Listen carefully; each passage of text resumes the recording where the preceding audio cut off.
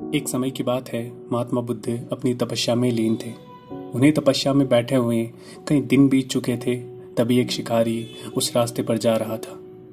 उस शिकारी ने बुद्ध को पहचान लिया, पर वह शिकारी उनकी बड़ाई से खुश नहीं था। उसने बहुत सारी तारीफ सुनी थी बुद्ध की, पर वह उससे संतुष्ट नहीं था। तो उसने बुद्ध की परीक्षा लेने का सोचा।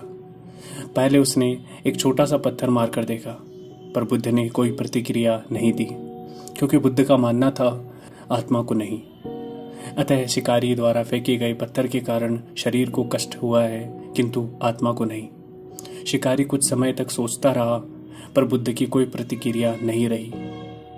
फिर उसने कुछ समय बाद एक और पत्थर उठाया और बुद्ध की तरफ फेंका। वह पत्थर जाकर आंखों के नीचे लगा और उनका बहुत सारा खून बहने लगा, पर फिर भी बुद्ध हिले नहीं। यह देख शिकारी को गुस्सा आ गया और उसने बुद्ध पर और बहुत सारे पत्थर फेंके।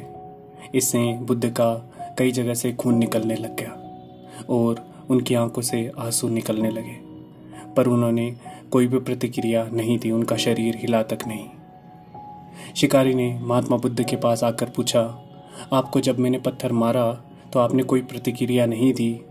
तो बुद्ध ने बड़ी ही सरलता से कहा, क्योंकि इससे मेरे शरीर को कष्ट हुआ है, मेरे मन मस्तिष्क को नहीं। शिकारी अचंभित रह गया। उसने पूछा, फिर आपकी आंखों से आंसू क्यों बह रहे हैं? इस पर बुद्ध ने कहा, तुम्हारे द्वारा दिए गए अनुचित कार्य के परिणाम के बारे में मैं अपनी आत्मा के साथ विचार कर रहा था और इसमें हम दोनों रो रहे थे। तुमने इतना बड़ा पाप किया है, तुम्हें कैसी सजा मिलेगी? बुद्ध की बातों को सुनकर शिकारी बुद्ध के चरणों में नतमस्तक हो गया और उसने क्षमा याचना की। और जिस तरह का व्यक्तित्व बुद्ध का था, उन्होंने उसे माफ कर दिया। इसके पश्चात उस शिकारी ने अपना पूरा जीवन ध्यान और दूसरों की मदद करने में लगा दिया।